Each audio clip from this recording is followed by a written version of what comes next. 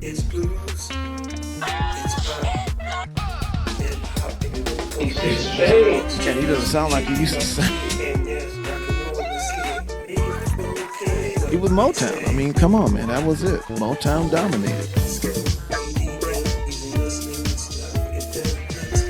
Chopping it up on the music.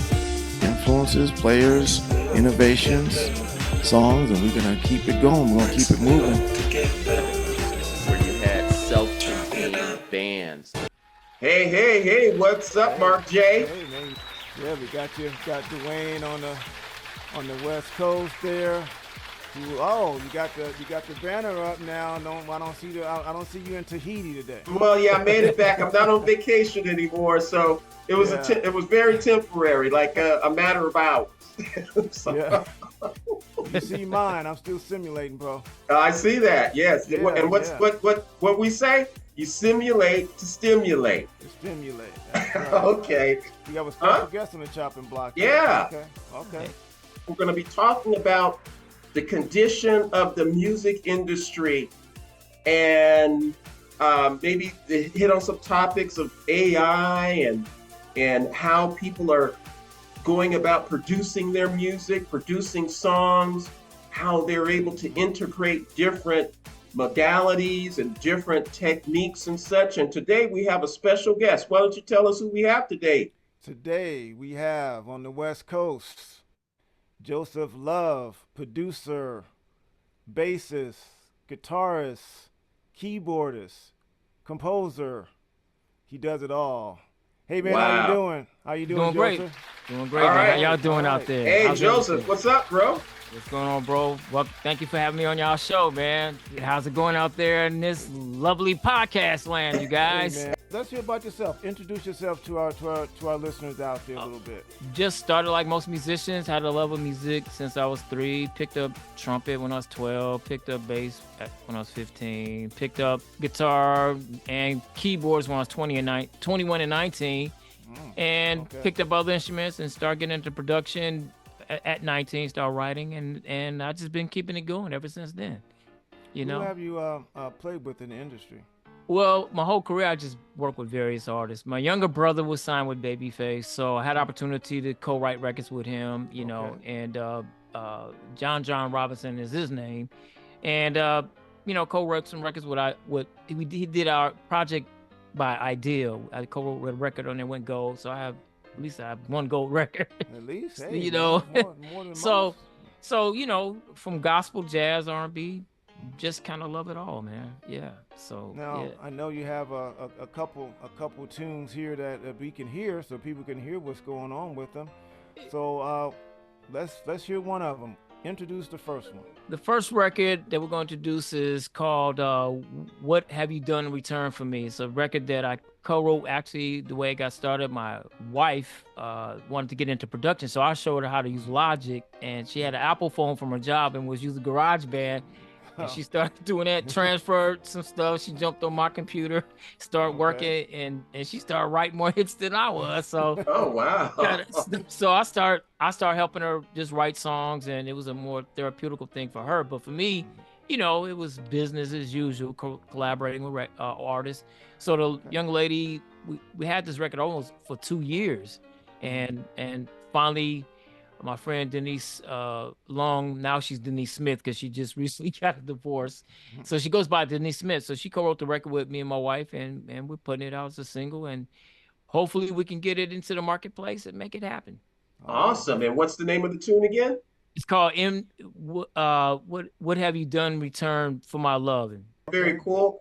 And we'll go ahead and take a listen at that right now. Back.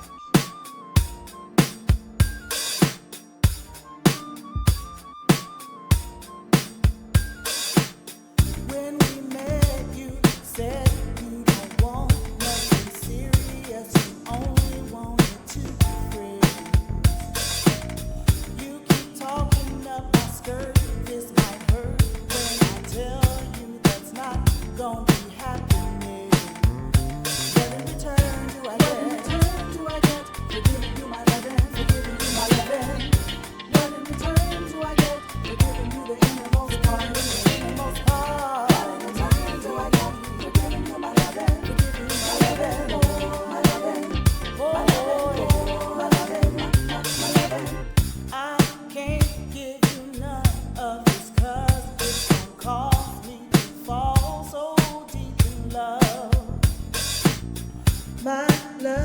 is connected to my heart, and you don't want that part, so let's just be friends. What in return do I get for giving you my loving? My love in return. What in return do I get for giving you the innermost part of me? The innermost part of me. Do I get for giving you my loving? My loving, my boy. My loving, my loving. I don't want listen. Nice, man. Wow. Now, I must say, there's not going to be any confusion to what category that song belongs in. It is absolutely R&B, rhythm and blues. Yeah. Well, good. Appreciate that. Yeah, definitely going for that flair. We need good R&B today. Yes. Yes, yeah. It has dropped off considerably. Yes, because there's this thing where they want to blend R&B with like With the rap. straight ahead hip hop, and then they want to blend hip hop with electric dance music or Dance. EDM. And I enjoy how to fuse music together and to blend, but we don't want to lose that R&B element, because that's where our greatest singers have come from. Most The greatest definitely. singers have come from the church, which then lends itself to popular music, more precisely R&B. Most So definitely. if you start stripping away the R&B, where are all those singers gonna go? That's one of my arguments. Well, it all starts from that soul, man.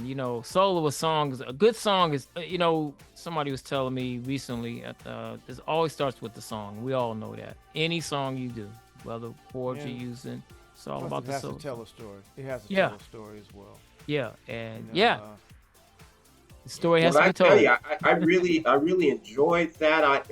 And that was a flute, right? That lead line flute, right? Yeah, that's a flute. Yeah, Yeah, and I tell you, for me, that wins me over like 50% of the battle. When I hear a flute that's kind of like really pushing the melody, that all automatically wins me over. Something about the flute, I tell you. Well, flute, I love. Me. Like I said, I play brass, so I still tamper. I still kind of go play trumpet, and I still play a little sax. So I love woodwind. I love brass. So, and then plus my wife has a flute. She don't play it. I end up playing it myself. Didn't play it on the record. We use some synths on there that she played on them. So it works out. Joseph, now, do you start as a songwriter, as a producer? Do you start at the keyboard? I mean, I know your main instrument is is the bass, but do you I start with the bass, or do you start with guitar or no, keyboard? I start with him. I start with inspiration. That's where my start. It can come from because I write melodies and hooks myself. I write lyrics like I'm not a Stevie Wonder or a Prince, but I get influenced by like just singing the melody. You will go. So I don't sing, but if I hear melodies in my head, I'll just go to the keys, the guitar. Sometimes it might be a bass line, and that's how all creativity starts with inspiration. A line, a movie, somebody saying something. It could, that's Mhm. really my inspiration. Well, You what know, about this particular song? What brought it about? my wife, when she did the record, I heard the 8 bars, and she said, all right, honey, can you put the bass line? Because I'll let her do her little production, and then I showed her how to do verse, chorus, bridge, stuff like that. But this particular record, I ended up putting it together. Uh-huh. So it was a combination of both of us. But when I heard the record, I was like, wait a minute, you got to be kidding me. She didn't put. So I went in there, and I was in the other room. I came in the room, and I'm like, man, we got to put this bass. So when we played it for a couple of people, they were like, oh, this is incredible. So Nice. And it is. It's a really nice tune. And for this to be like her maiden voyage into songwriting. well, with technology, it allows us to do a little bit more than most people can do. It gives you that. non-writers are becoming writers now. Yeah. That's the scary part. Wow, wow. You know, And I do speaking of think- bass playing, Joseph, I noticed you mentioned that you're a multi-instrumentalist, yeah? yeah.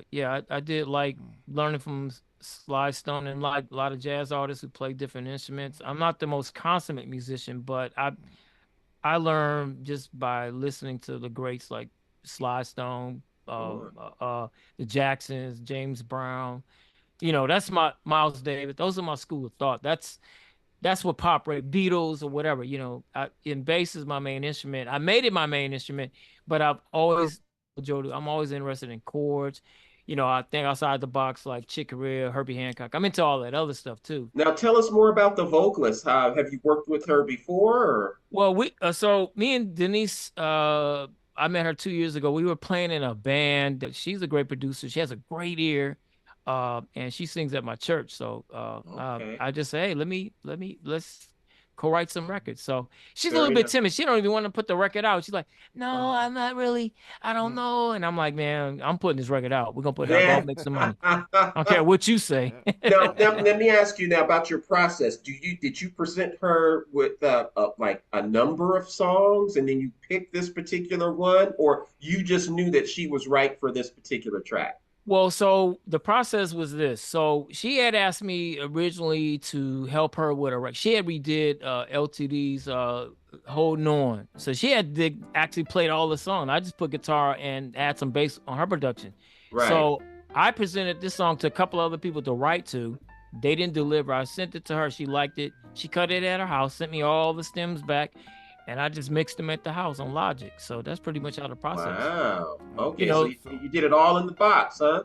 All in the box. We didn't go to, of course, we know technology doesn't, it allows us to be right there at the house, right in the moment. Yeah.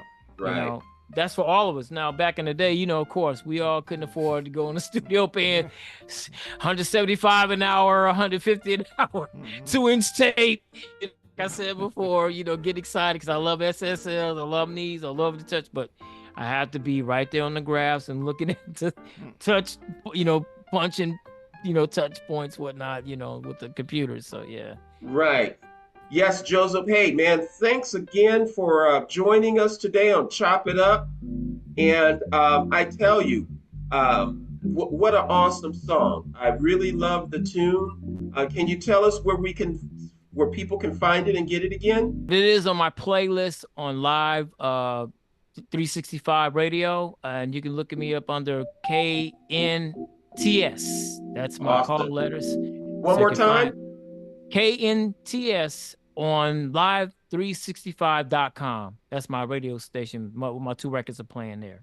All right. And we're going to go ahead and listen to a little bit more of In Return for My Loving Yes, sir. by Joseph Love. Oh, well, that's great, man. Thank you for joining us. Appreciate Thank y'all. you being here, man. We're going to have you on more shows, of course. Yes, sir. And Appreciate it. we're going to keep chopping it up because that's all we like to do is to Chop it up. Chop it up.